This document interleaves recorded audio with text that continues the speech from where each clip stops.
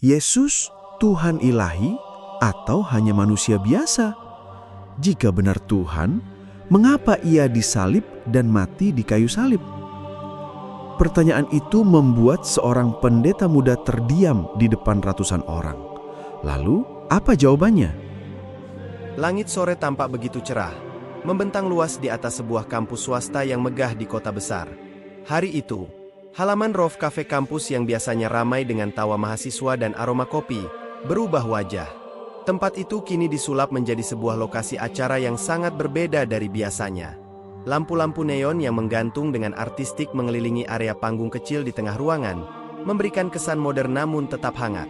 Di bagian belakang panggung, sebuah backdrop besar terpasang, bertuliskan tajam dan provokatif, "Tanya Iman, siapa Tuhan sebenarnya?" Sebuah dialog terbuka antara Islam dan Kristen. Tepat di depan panggung, barisan kursi sudah tersusun rapi, menunggu untuk dipenuhi oleh para hadirin. Di sisi kiri dan kanan, beberapa layar proyektor besar menampilkan QR Code yang memungkinkan para peserta untuk mengakses materi diskusi secara digital, sebuah sentuhan modern yang disukai generasi muda. Alunan musik nasyid akustik diputar pelan, menciptakan suasana yang santai namun tetap terasa berwibawa, jauh dari kesan tegang atau kaku. Meskipun tempatnya modern dan kekinian, tujuan acara ini sangat dalam. Ini adalah sebuah upaya untuk mengajak generasi muda memahami agama mereka lebih baik, dan yang tak kalah penting, untuk berdialog secara sehat dengan pemeluk agama lain. Sebuah acara yang digagas oleh anak muda, tapi tidak main-main. Faris adalah otak di balik acara ini.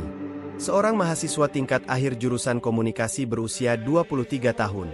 Namanya sudah tidak asing, dan pemikirannya dikenal luas di media sosial berkat konten-konten edukatifnya tentang Islam. Ia sering membagikan kajian ringan yang dikemas khusus untuk anak muda, serta menjawab pertanyaan-pertanyaan kritis seputar agama. Namun, kali ini Faris tak hanya berbicara di depan kamera. Ia turun langsung menjadi moderator dan penyelenggara sebuah seminar besar bertema lintas agama. Topiknya tidak main-main, ketuhanan Yesus. Sebuah tema yang seringkali menjadi titik perdebatan paling panas antara umat Islam dan Kristen. "Kita tidak sedang berdebat untuk saling menjatuhkan," ujar Faris dalam sambutan pembukaannya. Suaranya bergema memenuhi ruang kafe. Ia mengenakan kemeja putih bersih dan celana bahan berwarna krem, dengan mikrofon kecil terpasang di telinganya. Hadirin yang datang pun sangat beragam. Bukan hanya mahasiswa Muslim, beberapa peserta datang dari kalangan Kristen, termasuk seorang pendeta muda yang juga akan menjadi pembicara utama sore itu, Pastor Albert. Ia datang bersama beberapa jemaat mudanya dari gereja lokal. Di sisi lain, sejumlah mahasiswa santri dari kampus Islam sekitar juga hadir. Bahkan, ada pula warga umum, ibu-ibu, dan bapak-bapak yang tahu acara ini dari siaran langsung YouTube Faris yang sudah ditonton ribuan orang. Salah seorang ibu, Ratna, berbisik pelan kepada temannya, "Anak-anak zaman sekarang ya pintar-pintar. Tapi kalau soal agama dibawa ke atas panggung seperti ini, saya jadi penasaran." Faris tahu betul bahwa membahas agama, apalagi perbedaan iman, bisa membuat suasana cepat memanas. Namun, ia punya pendekatan berbeda. Ia membuka acara dengan sebuah kisah sederhana. "Waktu kecil, saya sering tanya ke ibu saya, 'Bu, kenapa Allah itu satu? Kenapa Yesus disebut Tuhan oleh orang Kristen?' Dulu ibu saya hanya bilang, 'Nanti kamu belajar sendiri ya, Nak.' Sekarang saya sudah belajar, dan hari ini saya ingin kita semua belajar bersama, dari sisi Islam dan dari sisi Kristen, dengan kepala dingin dan hati yang tenang." Sontak hadirin memberi tepuk tangan. Suasana terasa damai, walau di hadapan mereka ada dua tokoh dari dua keimanan berbeda yang akan saling bertukar argumen. Panggung telah siap. Di kiri, kursi untuk Pastor Albert, seorang pendeta muda dengan wajah ramah dan gaya bicara yang lembut. Di kanan, kursi untuk ustaz muda, mahasiswa pascasarjana ilmu tafsir bernama Raihan, rekan sekaligus mentor Faris. Faris lalu mengundang kedua pembicara naik ke atas panggung. Pastor Albert tersenyum sambil mengucapkan salam. "Assalamualaikum," dengan logat khasnya. Hadirin tertawa kecil, merasa suasana menjadi hangat. Raihan membalas, "Waalaikumsalam, Pastor. Terima kasih sudah hadir." Acara belum benar-benar dimulai, tapi suasana sudah terbangun. Wajah-wajah yang hadir tampak serius namun penasaran. Mereka tak sabar menunggu ketika Pastor Albert mulai membuka Alkitabnya dan Ustaz Raihan membuka Al-Quran. Faris menutup pembukaan dengan kalimat sederhana yang penuh makna. Jika kita ingin mengenal Tuhan, kita harus siap mencari. Bukan hanya dengan iman, tapi juga dengan akal. Lampu panggung mulai sedikit diredupkan. Dua tokoh keimanan itu duduk berhadapan. Kamera live streaming menyala. Suasana hening dan perdebatan akan segera dimulai. Faris adalah otak di balik acara ini.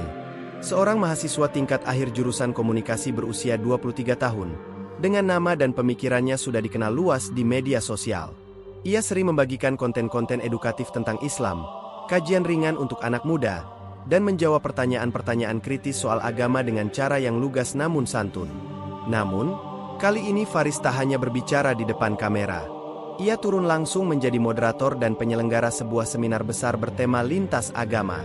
Topiknya tidak main-main, ketuhanan Yesus, sebuah tema yang seringkali menjadi titik perdebatan paling panas antara umat Islam dan Kristen. Setelah sambutan pembukaan yang penuh makna, Faris berdiri kembali di tengah panggung.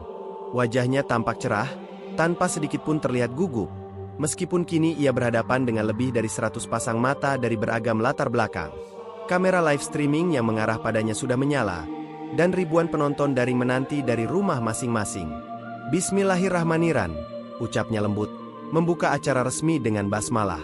Ia menundukkan kepala sejenak, lalu melanjutkan, segala puji bagi Allah, Tuhan semesta alam. Selawat dan salam kepada Nabi Muhammad SAW, serta kepada seluruh nabi dan rasul yang membawa cahaya petunjuk bagi umat manusia. Hadirin menyimak dengan tenang. Beberapa mahasiswa mencatat, sementara seorang ibu di barisan belakang mengangguk pelan, kagum dengan cara bicara anak muda itu. Teratur, sopan, tapi tidak kaku. Teman-teman sekalian, para ustaz, pendeta, dan seluruh peserta yang hadir baik secara langsung maupun daring, Faris menatap hadirin dengan tatapan teduh. Hari ini kita hadir bukan untuk saling menyalahkan. Ia melanjutkan, kita tahu, dalam masyarakat kita, diskusi lintas agama sering dianggap tabu. Orang bilang, jangan bahas agama, nanti ribut. Tapi justru karena kita tidak pernah membahas, kita jadi mudah salah paham. Ia berhenti sejenak, lalu berkata dengan suara sedikit lebih mantap, maka hari ini, izinkan kami mengajak Anda semua untuk menyimak satu diskusi terbuka yang penting. Apakah Yesus Tuhan? Beberapa peserta tampak tertarik. Seorang bapak berkacamata mencatat kata demi kata. Di sisi lain, mahasiswa Kristen terlihat memperhatikan dengan penuh rasa ingin tahu. Faris melanjutkan dengan sikap penuh hormat. Kami dari panitia sudah menyiapkan forum ini dengan hati-hati. Kami sudah mengatur agar acara ini berjalan santun dan ilmiah. Tidak ada yang akan diserang, tidak ada yang akan dipermalukan. Kita semua akan belajar bersama. Hadirin kembali bertepuk tangan, tanda apresiasi. Faris lalu memperkenalkan para pembicara. Pertama, katanya sambil menoleh ke kanan panggung, izinkan saya memperkenalkan saudara kami, narasumber dari sisi Kristen. Seorang tokoh muda yang sudah sering berdialog antaragama di berbagai forum. Seorang pria dengan wajah cerah dan senyum lebar berdiri, melangkah ke tengah panggung. Ia mengenakan kemeja gelap yang rapi dan sebuah salib kecil menggantung di dadanya. Tangannya membawa sebuah Alkitab yang tampak sudah sering dibuka-buka. Sosok itu adalah Pastor Albert, seorang misionaris muda dengan pendekatan kasih dan dialog yang damai. Pastor Albert mengangguk sambil tersenyum, lalu menyalami Faris dan berdiri di sampingnya. Ia sempat menyapa hadirin dengan salam, Assalamualaikum, yang disambut tawa ringan dan balasan serentak, Waalaikumsalam. Faris pun tertawa kecil. Luar biasa, Pastor Albert ini sudah hafal salam umat Islam. Kemudian, Faris melanjutkan ke pembicara selanjutnya. Dari sisi Islam, kita kedatangan saudara kami yang insya Allah malam ini akan menjawab dan menjelaskan sudut pandang Islam tentang sosok Nabi Isa atau Yesus dalam Al-Quran. Beliau adalah mahasiswa pascasarjana bidang tafsir Al-Quran sekaligus ustaz muda yang aktif berdakwah di kampus dan media sosial. Silakan sambut Ustaz Raihan. Seorang pria muda dengan sorban kecil di bahunya bangkit dari tempat duduk. Penampilannya sederhana. Ia membawa mushaf Al-Quran dan beberapa catatan kecil di tangan kiri. Wajahnya terlihat tenang, tetapi pandangannya tajam. Ustaz Raihan hanya mengangguk singkat saat disambut tepuk tangan. Ia tidak banyak bicara, namun aura ketenangan dari dirinya membuat semua orang memberi perhatian. Kini, kedua pembicara telah berdiri berdampingan. Faris mengambil posisi di tengah sebagai moderator. Ia mengangkat mikrofon lagi dan berkata, "Saya ingin menyampaikan kepada semua yang hadir bahwa tujuan utama dari forum ini bukan untuk membenturkan, bukan pula untuk menjatuhkan keyakinan orang lain." Suara Faris kini terdengar lebih dalam, penuh penekanan. Ia melanjutkan, "Tujuan kami adalah memperkuat keimanan umat Islam dengan dalil yang jelas, serta menyampaikan pandangan Qur'ani secara adil kepada saudara-saudara kami dari kalangan Kristen." Ia menatap hadirin, lalu berkata, "Dalam Islam, kami diajarkan untuk menyampaikan kebenaran dengan hikmah, dengan cara yang baik. Sebagaimana dalam Al-Quran disebutkan, serulah manusia ke jalan Tuhanmu dengan hikmah dan nasihat yang baik, dan bantahlah mereka dengan cara yang baik." Quran Surat An-Nahl 125. Suasana berubah menjadi sangat tenang. Tak ada suara, tak ada gerakan. Semua menyimak. Faris menutup sesi itu dengan kalimat penuh makna. Semoga pertemuan ini tidak hanya menambah ilmu, tapi juga menambah iman. Dan semoga perbedaan tidak menjauhkan kita, melainkan membuat kita lebih mengenal siapa Tuhan yang kita sembah. Setelah perkenalan yang hangat dan penuh hikmah dari Faris, suasana di Roof Cafe terasa lebih damai, meskipun ketegangan yang halus mulai menyelimuti ruangan. Kini, dua pembicara utama sudah duduk di kursi masing-masing, berhadapan di panggung kecil. Semua mata, baik yang hadir secara langsung maupun melalui siaran daring, menyorot tajam ke arah mereka. Namun, sorotan utama malam itu juga ada pada para hadirin yang memenuhi ruangan. Yang hadir dalam acara ini bukan hanya mahasiswa Muslim.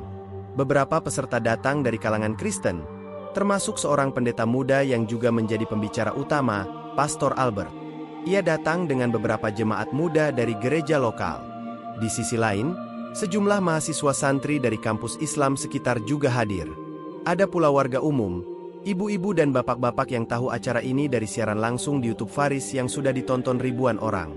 Salah seorang ibu, Ratna, berbisik pelan kepada temannya, "Anak-anak zaman sekarang ya pintar-pintar. Tapi kalau soal agama dibawa ke atas panggung seperti ini, saya jadi penasaran." Ibu Ratna adalah perwakilan dari rasa ingin tahu yang tulus. Ia bukanlah teolog atau akademisi, melainkan seorang ibu rumah tangga biasa yang datang karena kekagumannya pada cara Faris berdakwah di media sosial. Ia datang tanpa ekspektasi akan mendengar perdebatan panas, melainkan berharap menemukan pemahaman. Ia menyaksikan dengan mata berbinar bagaimana Faris, seorang anak muda, mampu memimpin forum sebesar ini dengan begitu teratur dan penuh hormat. Keragaman audiens ini adalah cerminan dari visi Faris, dialog yang sehat di tengah masyarakat yang majemuk. Ia sadar, membahas agama, apalagi perbedaan iman, bisa membuat suasana cepat memanas. Namun, ia percaya bahwa pendekatan yang tepat bisa mengubah perdebatan menjadi diskusi yang membangun. Pendekatan Faris, yang tidak menekan tapi justru mendorong hadirin untuk berpikir, berhasil menciptakan atmosfer yang kondusif. Ia membuka acara dengan kisah sederhana. "Waktu kecil saya sering tanya ke ibu saya, 'Bu, kenapa Allah itu satu? Kenapa Yesus disebut Tuhan oleh orang Kristen?' Dulu ibunya hanya bilang, 'Nanti kamu belajar sendiri ya, Nak.' Kini, Faris sudah belajar dan ia ingin semua yang hadir, dari latar belakang apapun, juga belajar bersamanya." Sontak, hadirin memberikan tepuk tangan. Suasana terasa damai, walau di hadapan mereka ada dua tokoh dari dua keimanan berbeda yang akan saling bertukar argumen. Di kiri, duduk Pastor Albert, seorang pendeta muda dengan wajah ramah dan gaya bicara yang lembut namun penuh semangat. Ia mengenakan kemeja hitam dan salib kecil di dada.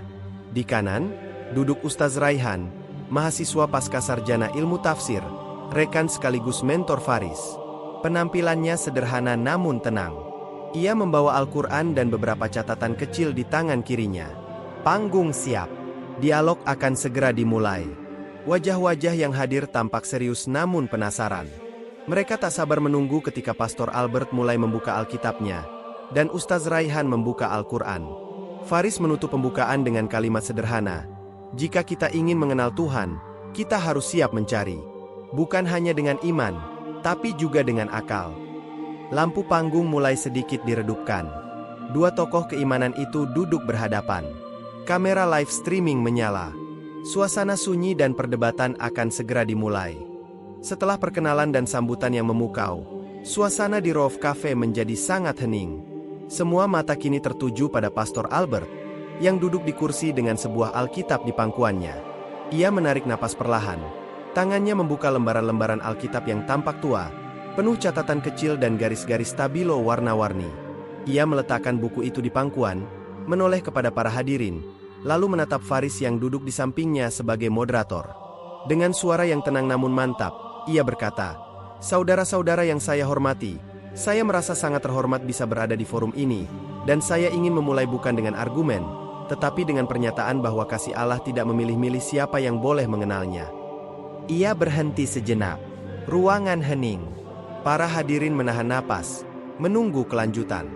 Sebagai seorang Kristen, lanjutnya, saya percaya bahwa Allah menunjukkan kasih-Nya kepada manusia dengan cara yang luar biasa, yaitu dengan menjelma menjadi manusia dalam diri Yesus Kristus. Itulah iman kami, dan itulah dasar dari segala sesuatu yang kami percayai.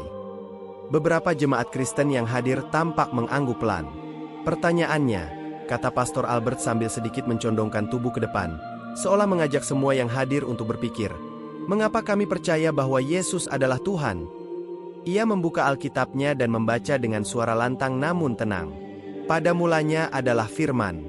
Firman itu bersama-sama dengan Allah, dan Firman itu adalah Allah. Yohanes 1:1.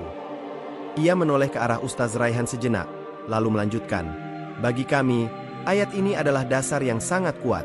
Firman yang dimaksud dalam Injil Yohanes ini adalah Yesus.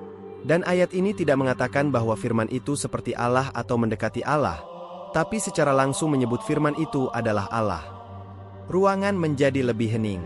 Sebagian hadirin mulai membuka aplikasi Alkitab digital di ponsel mereka untuk mencocokkan kutipan itu. Pastor Albert menghela napas lagi dan dengan tangan terbuka ia berkata, "Saudara-saudara sekalian, kami tidak mengatakan bahwa Yesus adalah manusia biasa yang dipilih untuk menjadi Tuhan. Kami percaya bahwa Yesus adalah bagian dari keilahian itu sendiri yang datang ke dunia dalam rupa manusia untuk menyelamatkan manusia." Ia mengangkat tangannya perlahan. "Lalu bagaimana dengan mukjizat? Bukankah hanya Tuhan yang bisa melakukan mukjizat?" Ia mulai menyebutkan beberapa kejadian yang sangat dikenal dari Injil. Yesus menyembuhkan orang buta, menyembuhkan orang kusta, bahkan membangkitkan orang mati, Lazarus. Apakah manusia biasa bisa melakukan itu? Ia kembali menoleh ke hadirin seolah mengajak mereka berpikir. Dan tidak hanya itu, Yesus mengampuni dosa. Dalam Markus 2:57, Yesus berkata kepada orang lumpuh, "Hai anakku, dosamu sudah diampuni." Dan para ahli Taurat saat itu pun marah, karena mereka tahu hanya Tuhan yang bisa mengampuni dosa. Ia menegaskan, dan Yesus melakukannya. Ia tidak hanya berkata, tapi juga menunjukkan kuasa untuk mengampuni. Apakah itu tidak cukup menjadi bukti bahwa Dia itu Tuhan? Suara di ruangan masih sunyi. Faris tetap diam di kursinya, mendengarkan dengan saksama, mencatat poin demi poin. Pastor Albert lalu mengangkat satu tangannya, menandakan ia akan membahas bagian yang lebih sensitif. Sekarang saya akan masuk ke bagian yang paling sering disalahpahami, yaitu Trinitas. Ia berhenti sejenak, lalu berkata pelan namun tegas, "Trinitas adalah misteri iman." Beberapa wajah tampak bingung. Seorang ibu yang duduk di tengah berbisik pada temannya, "Misteri iman maksudnya gimana ya?" Pastor Albert seakan menyadari kebingungan itu. Ia tersenyum lalu menjelaskan dengan pelan, "Bapak Ibu sekalian, air bisa menjadi cair, bisa menjadi uap, bisa menjadi es. Tapi hakikatnya tetap sama, yaitu air. Begitu pula dalam kepercayaan kami, Allah yang Esa dapat menyatakan dirinya dalam 3 pribadi tanpa menghilangkan kesatuannya. Namun, ia juga menegaskan sesuatu yang penting. Tapi kami tidak mengklaim bahwa konsep ini mudah dipahami oleh logika manusia. Kami justru percaya bahwa karena Tuhan itu jauh lebih besar dari kita, maka ada hal-hal tentang Dia yang melampaui nalar kita." Ia tersenyum kecil dan berkata, "Itulah yang kami sebut misteri iman, yaitu sesuatu yang kita terima dengan hati karena kita tahu keterbatasan akal kita." Hadirin tampak terdiam mencerna penjelasan itu. Pastor Albert pun menutup bagian pertama dari penjelasannya. "Saya tahu banyak dari saudara Muslim yang mungkin sulit menerima ini, tapi saya berharap penjelasan saya tidak dilihat sebagai tantangan, melainkan sebagai undangan untuk saling memahami. Karena jika kita benar-benar mencari kebenaran, kita tidak boleh takut untuk bertanya dan juga untuk mendengar." Ia meletakkan Alkitabnya kembali di pangkuan, lalu mengangguk sedikit kepada Faris dan Ustaz Raihan. Tugas saya malam ini adalah menyampaikan apa yang saya imani dengan kasih, dan dengan harapan bahwa dialog ini membawa kita lebih dekat kepada kebenaran, bukan menjauh. Tepuk tangan pun terdengar. Tidak keras, tapi cukup panjang. Suasana tetap tenang, namun ketegangan mulai terasa. Semua tahu, giliran berikutnya adalah pembicara dari pihak Islam. Dan kini semua mata mulai berpaling ke arah Ustaz Raihan yang telah membuka lembaran musyafnya. Setelah Pastor Albert selesai memaparkan argumennya, suasana di ruangan terasa tegang namun penuh antisipasi. Faris, pemuda muslim yang menjadi moderator, mengambil alih panggung. Ia melangkah ke depan dengan langkah tenang, membawa remote kecil untuk mengendalikan layar LED besar yang akan menampilkan materi presentasinya. Sebelum memulai, Faris mengangkat tangan dan berkata, "Terima kasih atas penjelasan yang sangat baik dari Pastor Albert. Sekarang izinkan saya menjawab dan memberikan sudut pandang Islam, dengan dalil-dalil yang ada, agar kita bisa saling memahami." Layar LED menyala, menampilkan sebuah judul besar, Membedah Ketuhanan Yesus, Sudut Pandang Islam. Di bawahnya muncul kutipan ayat-ayat dari Alkitab yang akan dibahas. Faris membuka dengan pernyataan yang tegas namun penuh kesantunan.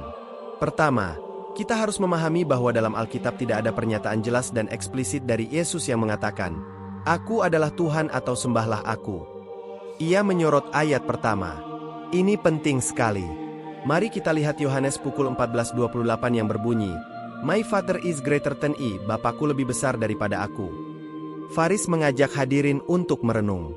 Jika Yesus adalah Tuhan, maka siapa Bapa yang lebih besar darinya? Apakah Tuhan bisa ada yang lebih besar dari Tuhan? Bukankah itu kontradiktif? Layar berpindah ke ayat berikutnya. Yohanes pukul 10.29 yang berbunyi, "My Father is greater than all." Bapakku lebih besar dari segala sesuatu. Ia mengulang dengan suara sedikit lebih lantang. Di sini, Yesus sendiri menyatakan bahwa Bapa lebih besar dari segala sesuatu, termasuk dirinya sendiri. Ini menunjukkan adanya hierarki dan perbedaan esensi antara Bapa dan Yesus. Para hadirin mulai terlihat serius.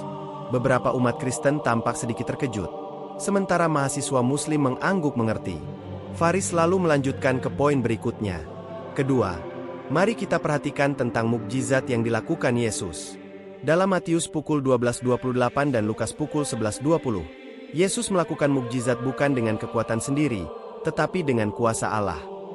Di layar muncul dua kutipan itu secara berdampingan, memudahkan penonton membandingkan. Faris menjelaskan, dalam Matius pukul 12.28, Yesus berkata, "Tetapi jika aku mengusir setan dengan kuasa Roh Allah, maka kerajaan Allah telah datang kepadamu." Yesus menyatakan secara jelas bahwa kuasa mukjizat itu berasal dari Roh Allah, bukan dari dirinya sendiri.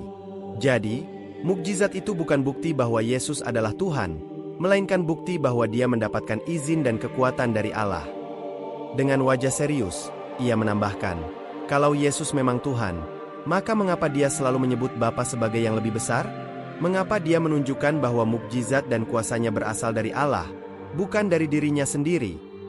Ia mengajukan pertanyaan yang menohok. Apakah mungkin Tuhan itu lebih kecil dari Tuhan lain? Apakah mungkin ada Tuhan yang lebih besar dan Tuhan yang lebih kecil? Ia memberi jeda sejenak. Kemudian ia berkata dengan nada penuh logika, "Ini adalah pertanyaan yang harus kita renungkan bersama. Jika Yesus mengaku Tuhan, maka seharusnya dia tidak pernah menganggap ada yang lebih besar darinya." Faris melanjutkan, "Dalam Islam, kami percaya bahwa hanya ada satu Tuhan, yaitu Allah yang Maha Esa. Tidak ada sekutu baginya, tidak ada bagian, tidak ada yang lebih besar atau lebih kecil. Allah itu Esa dan Tunggal." Layar LED berganti menampilkan diagram sederhana, lingkaran besar dengan kata Allah di tengah, tanpa ada bagian yang terbagi. Di sebelahnya ada gambar piramida dengan 3 tingkat mewakili konsep Trinitas. Faris menunjukkan dengan pointer ke diagram. Inilah yang sering menjadi perdebatan antara Islam dan Kristen. Konsep Trinitas yang menyatakan Tuhan itu 3 dalam 1. Dalam Islam ini tidak bisa diterima karena bertentangan dengan konsep keesaan Tuhan. Ia mengakhiri sesi jawabannya dengan kalimat yang menyentuh. "Kami menghormati keyakinan Kristen. Namun, kami ingin menunjukkan bahwa dalil Alkitab pun sebenarnya tidak mendukung secara eksplisit bahwa Yesus adalah Tuhan. Sebaliknya, Ada ayat-ayat yang menegaskan bahwa dia adalah hamba dan utusan Allah. Hadirin bertepuk tangan dengan penuh penghayatan. Banyak yang merasa penjelasan Faris sangat jelas dan membumi. Faris menundukkan kepala sejenak dan menutup. Semoga diskusi ini membuka pintu pemahaman, bukan pintu perpecahan. Karena pada akhirnya, kita semua ingin mengenal Tuhan yang Maha Esa dengan benar. Setelah tepuk tangan mereda, Faris duduk kembali, memberikan isyarat kepada Pastor Albert untuk memberikan tanggapannya. Suasana di ruangan menjadi lebih tenang, penuh perhatian, menunggu balasan dari pihak Kristen. Pastor Albert bangkit dari kursinya dengan perlahan. Wajahnya serius, matanya menyala penuh keyakinan. Ia memahami betul bobot argumen yang baru saja disampaikan Faris, dan kini ia merasa perlu untuk membawa kembali diskusi ke dasar keyakinan Kristen. Saya menghargai pemaparan saudara Faris yang sangat logis, ujarnya. Suaranya tenang namun mengandung kekuatan. Tapi kita harus memahami bahwa ketuhanan Yesus bukan hanya soal logika manusia biasa. Ini adalah misteri iman. Ia menatap hadirin, pandangannya menyapu dari satu wajah ke wajah lain. Ada hal-hal dalam kepercayaan yang memang melampaui akal manusia. Anda tidak bisa menilai ketuhanan Yesus hanya dengan menggunakan logika duniawi yang terbatas. Tuhan itu maha kuasa dan maha rahasia. Dia bisa menjadi apa saja, bahkan berinkarnasi menjadi manusia. Sejenak ruangan hening. Hanya suara alat pendingin yang terdengar. Para hadirin menanti tanggapan Faris. Faris berdiri, tersenyum kecil namun matanya tajam. Ia mengangkat tangan, meminta izin untuk menanggapi. Saya paham apa yang pastor maksudkan, katanya. Suaranya tenang namun penuh kekuatan. Tapi mari kita lihat dari sudut pandang lain. Kalau Tuhan itu sumber segala sesuatu, termasuk logika dan akal, maka konsep ketuhanan haruslah masuk akal dan konsisten dengan logika itu sendiri. Audiens mulai fokus.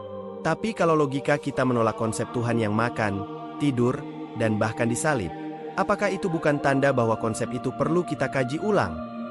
Faris menegaskan. Beberapa mahasiswa Kristen yang hadir tampak berpikir keras. Seorang ibu parubaya yang duduk di belakang mengangguk pelan, seolah-olah mengerti apa yang disampaikan Faris. Faris menambahkan, dalam Islam, Tuhan itu berbeda dengan manusia. Tuhan itu tidak makan, tidak tidur, dan tidak disalib. Tuhan itu maha kuasa, maha esa, dan tidak pernah lemah atau menderita. Faris memandang Pastor Albert dengan penuh hormat. Saya tidak merendahkan iman Kristen, tapi kita harus kritis dan jujur. Iman haruslah berdasarkan akal sehat dan bukti yang kuat. Suasana semakin tegang. Beberapa hadirin tampak mulai berbisik, sementara yang lain terlihat mulai bergumam dalam hati. Pastor Albert mengangguk perlahan. Saya menghargai pemikiran saudara, tapi seperti saya bilang, iman adalah soal misteri. Dan misteri itu kadang memang tidak bisa dipahami oleh logika biasa. Faris mengangguk balik. Kalau begitu, mari kita sepakat bahwa iman yang sehat juga harus membuka ruang untuk bertanya dan berdialog, bukan hanya menerima secara buta. Tepuk tangan kecil terdengar dari beberapa peserta, menandakan apresiasi terhadap dialog yang semakin mendalam. Malam itu, ketegangan memang memuncak, namun suasana tetap penuh dengan rasa saling menghormati. Semua tahu bahwa perjalanan mencari kebenaran bukanlah jalan yang mudah, dan dialog mereka adalah langkah pertama dalam perjalanan itu. Setelah ketegangan yang membangun tadi, suasana seminar semakin memanas, namun tetap terkendali. Faris dan Pastor Albert saling bertatapan penuh semangat. Masing-masing siap mengajukan argumen terakhir. Pastor Albert mengambil posisi. Suaranya lebih lantang dari sebelumnya. Saudara-saudara, mari kita akui bahwa iman kita bukan hanya soal logika, tapi juga pengalaman rohani. Yesus bukan hanya sosok yang melakukan mukjizat, tapi juga juru selamat yang mengampuni dosa. Itu bukan sesuatu yang bisa dijelaskan dengan akal biasa. Ia menambahkan, doktrin Trinitas memang sulit dipahami, tapi itu adalah inti iman Kristen yang diteruskan dari generasi ke generasi. Kadang kita harus menerima misteri dalam iman. Faris mengangguk lalu membalas dengan santai tapi serius. Saya paham pengalaman rohani itu penting. Namun, pengalaman pribadi tidak boleh menggantikan fakta yang jelas dalam kitab suci. Ia menatap audiens. Al-Quran mengajarkan kita untuk selalu menggunakan akal dan mencari bukti. Dalam surah Al-Baqarah ayat 164, Allah menyuruh kita melihat tanda-tanda kebesarannya dengan nalar. Jadi iman dan akal harus berjalan beriringan, bukan bertentangan. Salah satu mahasiswa Kristen dari barisan depan mengangkat tangan dan bertanya, "Kalau begitu, bagaimana Islam melihat Yesus sendiri? Apakah dia dihormati atau dipandang hanya sebagai manusia biasa?" Faris tersenyum. Yesus dalam Islam adalah nabi dan rasul yang sangat mulia, yang diutus untuk membawa petunjuk kepada manusia. Namun dia bukan Tuhan. Kami menghormati dan mencintainya, tapi kami tidak menyembahnya. Seorang ibu tua di barisan belakang menambahkan, "Saya datang ke sini untuk memahami. Kadang saya bingung dengan perbedaan ini. Tapi malam ini saya belajar bahwa dialog seperti ini membuat saya lebih terbuka dan tenang." Acara dilanjutkan dengan sesi tanya-jawab di mana pertanyaan dari masyarakat umum dan mahasiswa disambut dengan jawaban yang penuh hormat dan saling menguatkan. Ketika acara seminar berakhir, banyak yang datang menghampiri Faris dan Pastor Albert, mengucapkan terima kasih atas dialog yang jujur dan penuh kedamaian. Seorang bapak paruhbaya berkata, "Saya baru pertama kali ikut diskusi seperti ini. Ternyata perbedaan keyakinan bisa dibicarakan dengan santai dan saling menghargai." Faris menutup acara dengan doa bersama, memohon agar semua pihak diberikan hidayah dan kemudahan dalam memahami kebenaran. Malam itu, meskipun perbedaan keyakinan masih ada, semua yang hadir merasa mendapat sesuatu yang berharga, rasa saling menghormati, dan pemahaman baru tentang keyakinan masing-masing. Seusai tanggapan terakhir dari Faris dan Pastor Albert, suasana di ruangan terasa berbeda. Ketegangan yang tadinya menyelimuti panggung kini berganti dengan rasa penasaran yang mendalam. Faris mengangkat mikrofon. "Sekarang, kita buka sesi tanya-jawab. Siapa yang memiliki pertanyaan, silakan angkat tangan." Seorang mahasiswa berjilbab di barisan depan langsung mengangkat tangan. "Assalamualaikum, Ustaz Faris dan Pastor Albert," sapanya dengan sopan. "Pertanyaan saya untuk Ustaz Raihan, tentang argumen Pastor Albert tadi. Beliau mengatakan bahwa mukjizat Yesus adalah bukti ketuhanannya. Tapi di Al-Quran, Allah juga memberi mukjizat kepada nabi-nabi lain, seperti Nabi Musa dengan tongkatnya. Bagaimana kita menjelaskan ini kepada saudara-saudara Kristen kita?" Faris mengangguk dan tersenyum, mempersilakan Ustaz Raihan untuk menjawab. "Terima kasih atas pertanyaannya. Ini pertanyaan yang sangat baik dan mendasar," jawab Raihan dengan tenang. Dalam Islam, mukjizat adalah tanda kebesaran Allah yang diberikan kepada para nabi untuk membuktikan kenabian mereka. Kekuatan itu bukan berasal dari nabi itu sendiri, melainkan dari izin dan kehendak Allah. Al-Quran jelas menyebutkan bahwa setiap mukjizat adalah dengan izinnya, bi idhnihi. Jadi, mukjizat justru membuktikan kenabian, bukan ketuhanan. Kemudian, seorang pria paruhbaya yang memakai kemeja batik di barisan tengah mengangkat tangan. "Pertanyaan saya untuk Pastor Albert.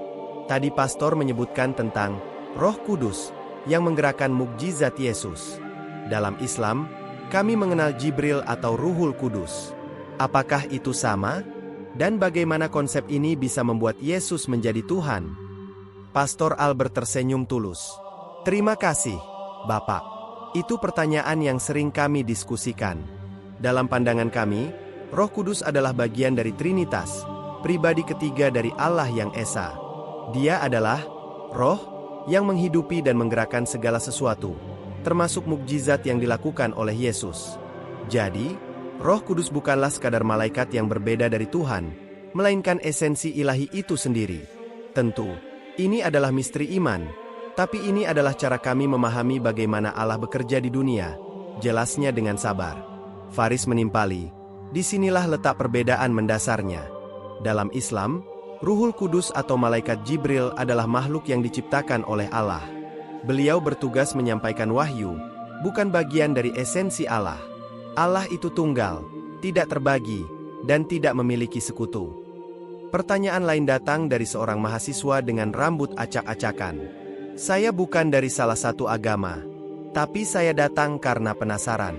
Tujuan kalian berdebat malam ini apa? Untuk membuktikan siapa yang benar? Apa gunanya jika akhirnya tidak ada yang berubah keyakinannya?" Kali ini, Faris dan Pastor Albert saling pandang sejenak. Faris mengambil inisiatif untuk menjawab. "Terima kasih atas pertanyaan jujur Anda. Tujuan kami bukan untuk memaksa orang mengubah keyakinan, tapi untuk menguatkan iman kami sendiri dan membuka ruang dialog. Kami ingin menunjukkan bahwa perbedaan bisa dibahas tanpa permusuhan. Tujuannya adalah saling menghormati dan membangun pemahaman, agar kita tidak mudah terpecah belah hanya karena keyakinan yang berbeda. Pastor Albert menambahkan, "Tepat sekali. Saya sering berdialog, dan saya tahu hasilnya bukan selalu kemenangan. Kadang, kemenangan terbesar adalah ketika kita bisa pulang ke rumah, saling memahami, dan bahkan bersahabat dengan orang yang berbeda keyakinan." Sesi tanya jawab berlanjut, dengan pertanyaan yang semakin dalam dan jawaban yang semakin bijaksana. Malam itu, Faris dan Pastor Albert menunjukkan kepada semua hadirin bahwa dialog agama bukan tentang siapa yang menang, melainkan tentang bagaimana kita bisa hidup berdampingan dengan damai dalam perbedaan. Setelah Faris selesai menjelaskan, Ustaz Raihan, yang selama ini lebih banyak menyimak, kini bangkit dari tempat duduknya. Ia melangkah ke tengah panggung, suaranya tenang dan penuh wibawa. "Pastor Albert, saya menghormati keyakinan Anda, namun ada satu hal yang mengganjal dalam akal saya," katanya dengan lembut. "Bagaimana mungkin Tuhan yang Maha Kuasa bisa merasa lemah, lapar, bahkan disiksa dan mati di kayu salib? Itu adalah gambaran kelemahan yang tidak sejalan dengan konsep Tuhan dalam Islam." Raihan menatap hadirin dengan pandangan yang dalam. Dalam Islam, Allah itu maha hidup dan tidak pernah mati. Kematian adalah bukti kelemahan, sedangkan Tuhan tidak memiliki kelemahan sedikit pun.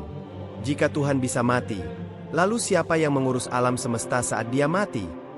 Pastor Albert mendengarkan dengan saksama. Senyumnya tidak hilang, namun matanya memancarkan keseriusan. Ia tahu ini adalah titik perdebatan yang paling sensitif. Ia berdiri, mengambil mikrofon, dan menjawab dengan suara yang penuh emosi. "Saudara Raihan, Anda melihat kematian di kayu salib sebagai kelemahan. Tapi bagi kami, itu adalah bukti terbesar dari kasih Allah." Ia berhenti sejenak, memberikan waktu kepada audiens untuk merenungkan kata-katanya.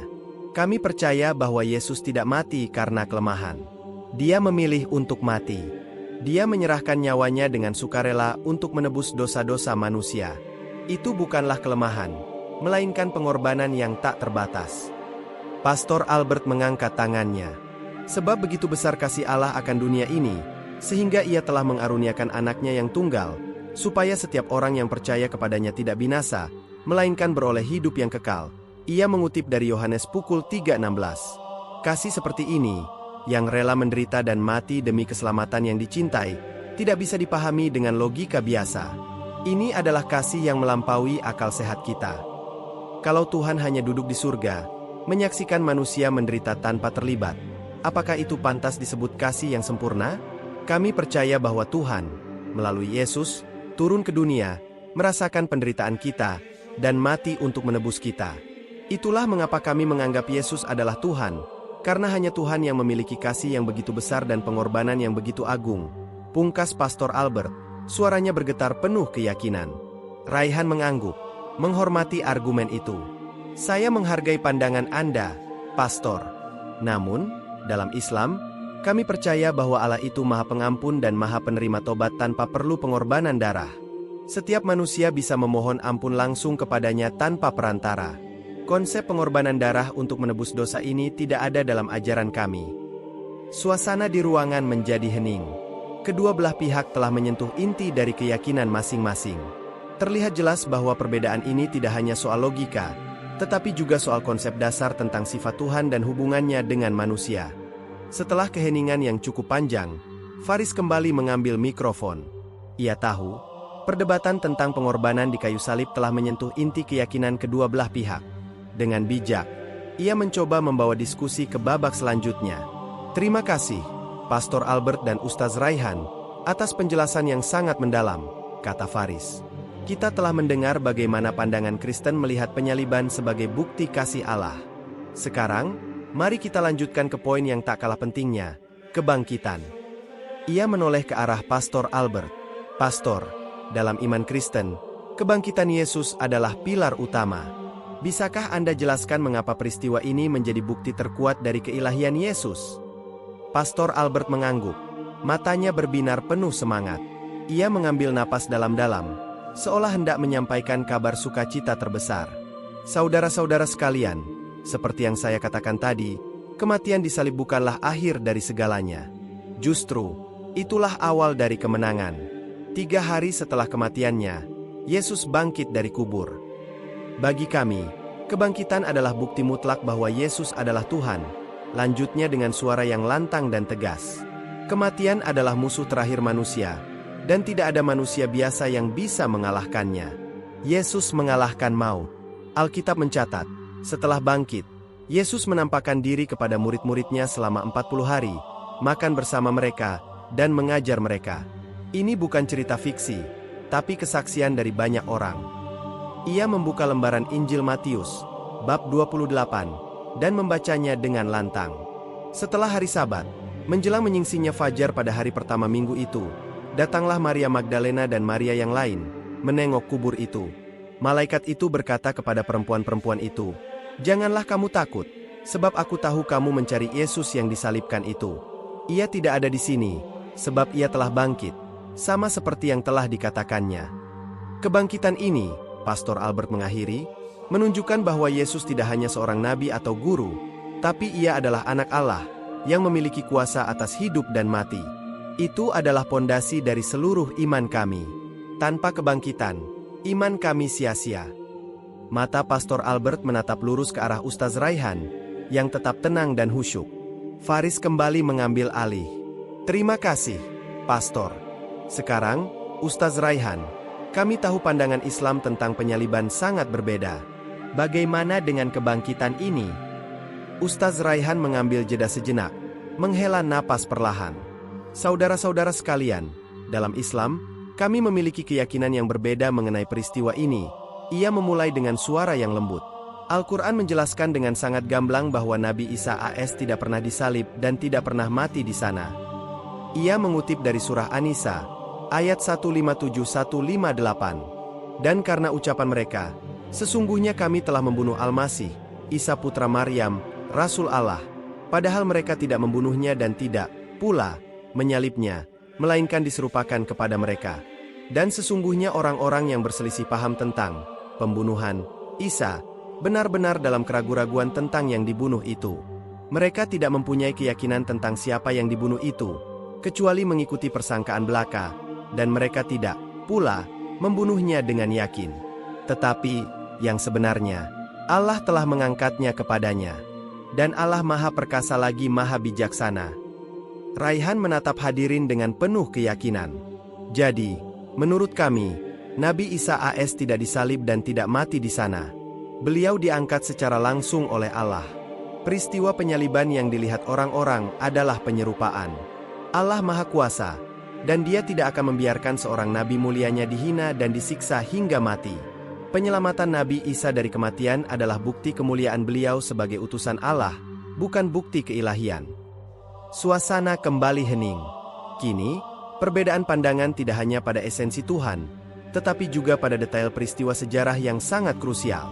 Perdebatan ini bukan lagi tentang tafsir, melainkan tentang narasi yang sama sekali berbeda. Setelah Ustaz Raihan selesai memaparkan pandangan Islam tentang penyaliban, suasana kembali hening. Kini giliran Pastor Albert untuk menanggapi. Ia berdiri dengan sikap penuh keyakinan. "Saudara Raihan, saya menghormati keyakinan Anda, tetapi bagi kami, kebangkitan adalah inti dari segalanya. Bukti paling nyata bahwa Yesus adalah Tuhan adalah kekuasaannya atas kematian. Itu adalah sesuatu yang tidak bisa dilakukan oleh manusia biasa atau bahkan seorang nabi." Pastor Albert berjalan ke tengah panggung, matanya menatap setiap hadirin. Nabi-nabi lain mungkin membawa mukjizat, tapi hanya Yesus yang bangkit dari kematian dengan tubuh yang mulia. Ia menunjukkan kepada kita semua bahwa Dia memiliki kuasa mutlak atas kehidupan dan kematian. Ini bukan sekadar mukjizat. Ini adalah kemenangan atas dosa dan maut, ucapnya dengan suara bergetar. Faris mengangguk, lalu menoleh ke arah Ustaz Raihan, memberinya isyarat untuk menanggapi. Ustaz Raihan mengambil mikrofon dengan tenang, senyumnya tetap terukir. "Terima kasih, Pastor Albert. Saya paham, bagi Anda, kebangkitan adalah bukti terbesar. Namun, dalam Islam, kami memiliki sudut pandang yang berbeda. Kekuasaan mutlak atas hidup dan mati hanyalah milik Allah, Tuhan semesta alam. Semua mukjizat yang dilakukan oleh para nabi, termasuk mukjizat Nabi Isa AS yang bisa menyembuhkan orang sakit dan menghidupkan orang mati, itu semua terjadi dengan izin Allah, BIID Allah, bukan karena kekuatan mereka sendiri. Jelas Raihan, suaranya terdengar jernih dan menenangkan. Ia mengutip surah Al-Maidah, ayat 110, yang berbunyi, "Ingatlah karuniaku kepadamu dan kepada ibumu di hari aku menguatkan kamu dengan Roh Kudus. Kamu dapat berbicara dengan manusia di waktu masih dalam buayan dan sesudah dewasa. Dan, ingatlah, di waktu kamu membuat dari tanah berbentuk burung dengan seizinku, kemudian kamu meniupnya. Lalu burung itu menjadi hidup dengan seizinku. Dan, ingatlah, di waktu kamu menyembuhkan orang yang buta sejak lahir dan orang yang berpenyakit kusta dengan seizinku. Dan, ingatlah, di waktu kamu mengeluarkan orang mati dari kubur menjadi hidup dengan seizinku." Ayat ini secara eksplisit menjelaskan bahwa setiap mukjizat Nabi Isa adalah karena seizin Allah, kata Ustaz Raihan. Jadi, mukjizat justru membuktikan bahwa Isa adalah utusan yang sangat mulia, yang diberikan karunia besar oleh Allah, bukan bahwa ia adalah bagian dari Tuhan itu sendiri. Jika kita kembali ke logika yang kita bahas di awal, lanjutnya, apakah mungkin Tuhan, yang memiliki kuasa mutlak, membutuhkan kebangkitan untuk menunjukkan kekuasaannya? Bukankah seharusnya kuasanya tidak perlu diuji melalui kematian? Bagi kami, Nabi Isa tidak mati, karena Allah tidak akan pernah membiarkan utusannya yang mulia disiksa dan dibunuh. Allah Maha Perkasa, dan kekuasaannya tidak pernah terbatas. Itu adalah bukti kemuliaannya, bukan kelemahan. Ruangan kembali senyap. Ustaz Raihan telah menyajikan argumen yang kuat, mengembalikan diskusi ke poin awal, sifat hakiki Tuhan yang maha kuasa dan tidak terbatas. Faris, sebagai moderator, merasakan ketegangan yang semakin meningkat.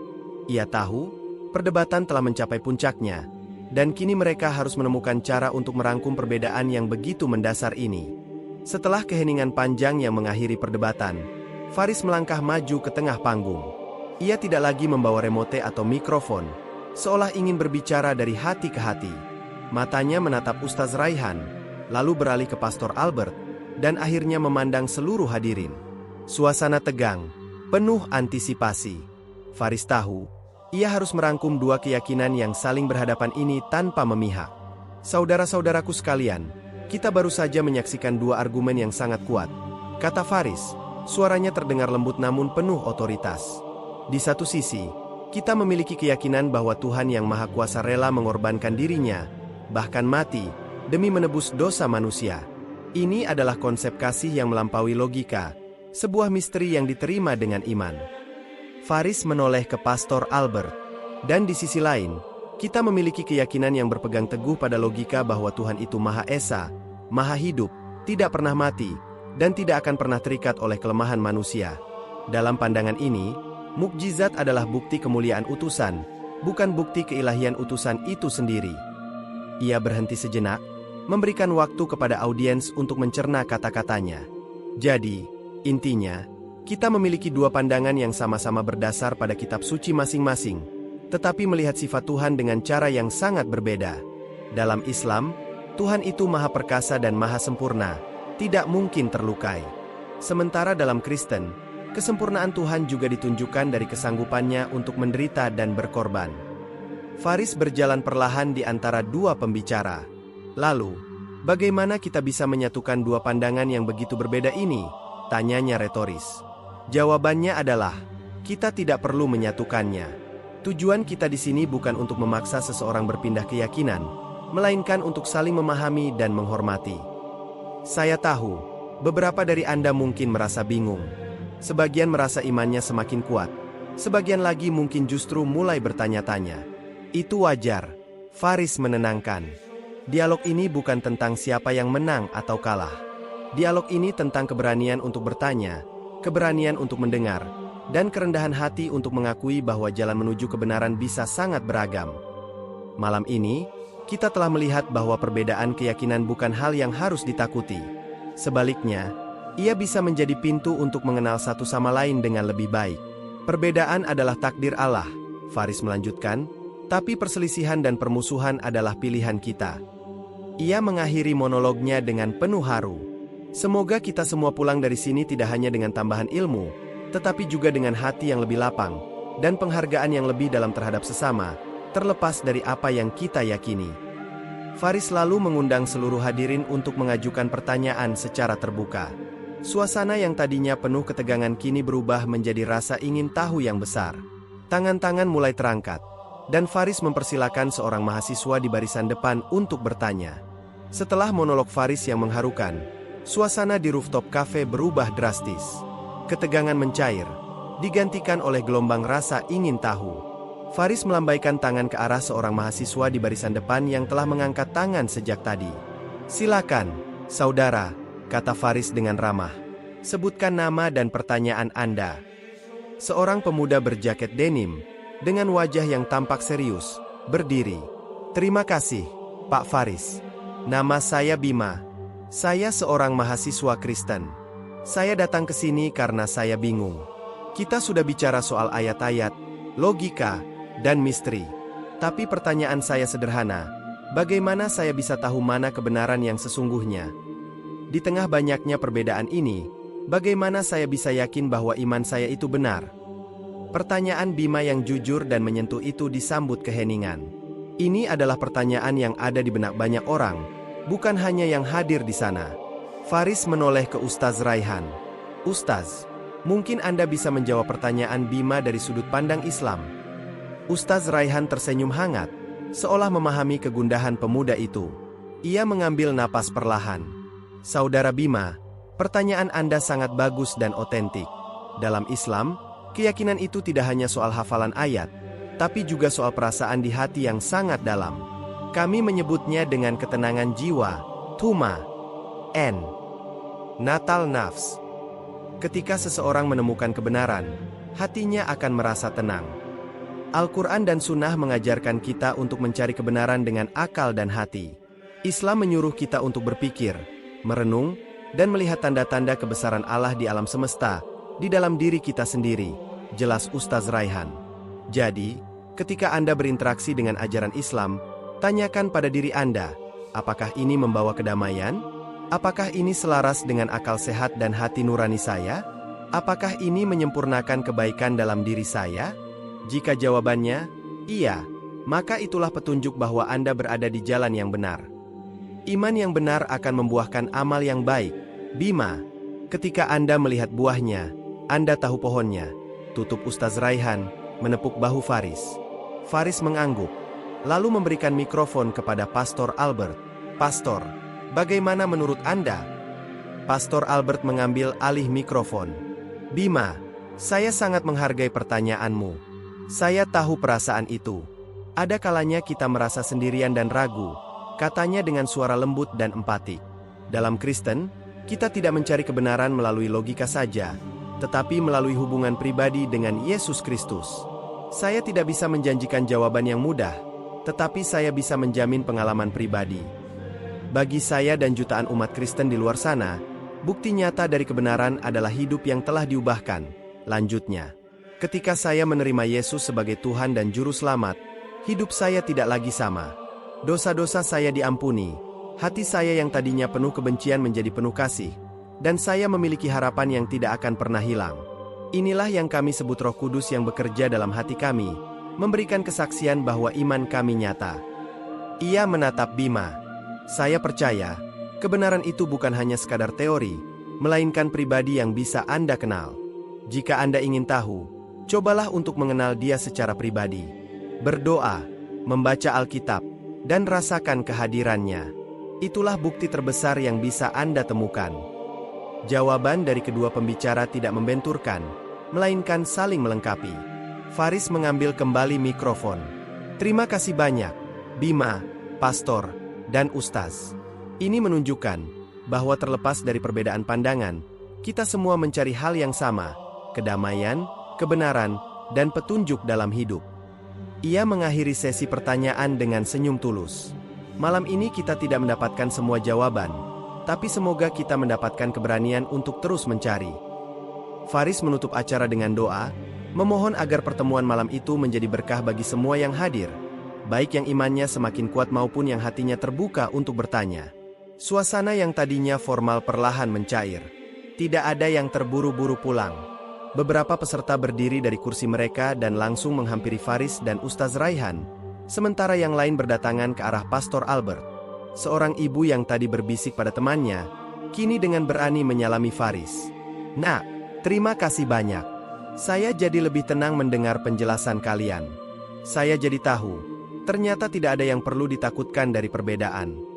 Di sisi lain, Bima, mahasiswa yang tadi bertanya, menghampiri Pastor Albert dengan mata berkaca-kaca. "Pastor, terima kasih atas jawabannya. Saya merasa seperti beban di hati saya terangkat. Saya akan coba untuk mengenal Tuhan lebih dalam lagi." Pastor Albert tersenyum, menepuk bahu Bima dengan hangat. Suasana rooftop cafe kini seperti sebuah acara keluarga besar yang baru saja usai.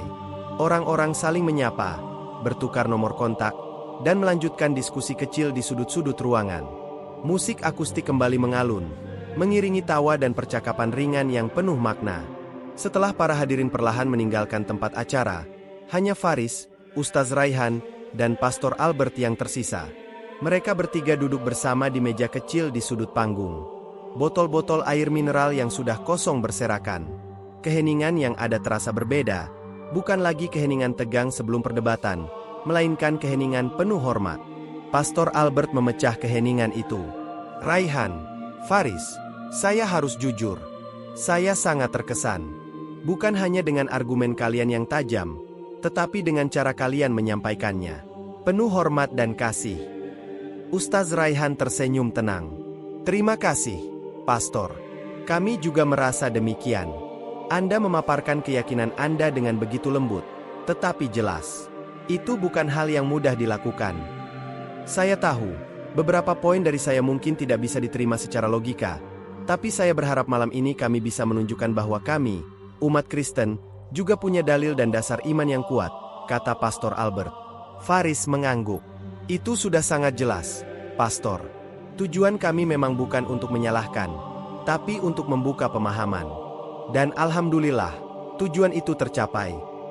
Faris menoleh kepada Ustaz Raihan. "Saya banyak belajar dari Ustaz Raihan malam ini."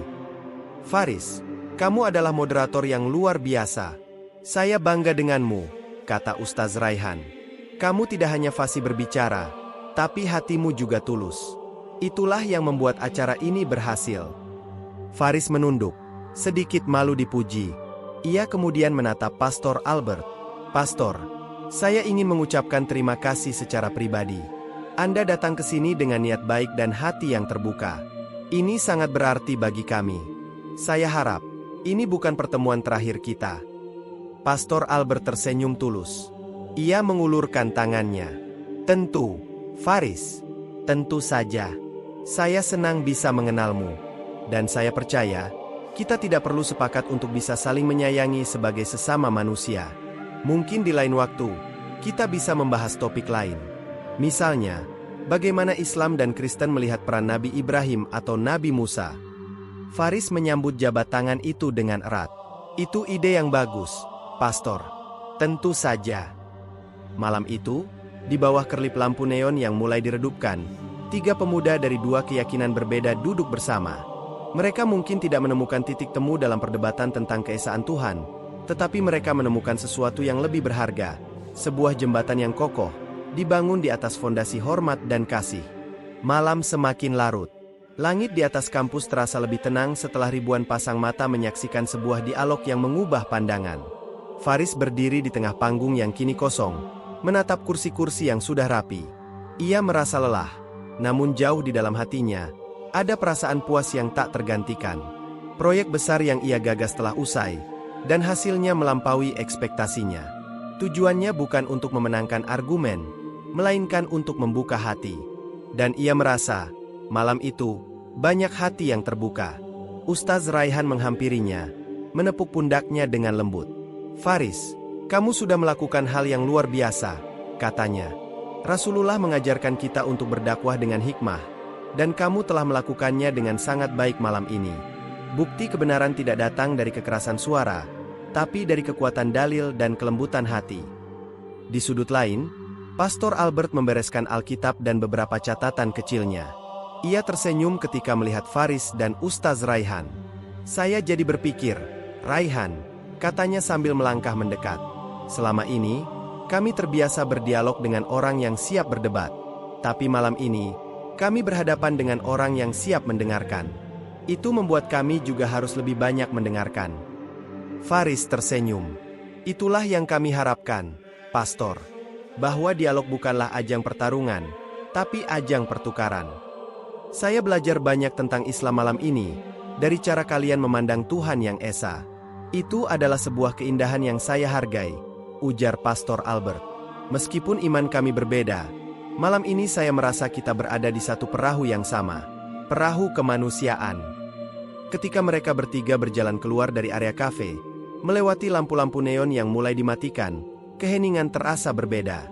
Bukan keheningan yang kosong, melainkan keheningan yang penuh makna. Mereka telah membangun sebuah jembatan yang kokoh di tengah perbedaan, sebuah fondasi yang kelak bisa digunakan oleh generasi berikutnya. Acara telah berakhir, namun ceritanya baru saja dimulai. Cerita tentang anak-anak muda yang berani membahas hal-hal yang dianggap tabu. Cerita tentang bagaimana perbedaan bisa menjadi sumber kekuatan, bukan perpecahan. Dan cerita tentang sebuah pertemuan yang tidak hanya mengubah cara pandang, tetapi juga mempererat tali persaudaraan. Dan di tengah keheningan malam yang mendalam, mereka tahu sebuah babak baru telah dimulai. Bukan hanya untuk mereka, tetapi untuk setiap hati yang berani mencari kebenaran dengan kepala dingin dan hati yang tenang.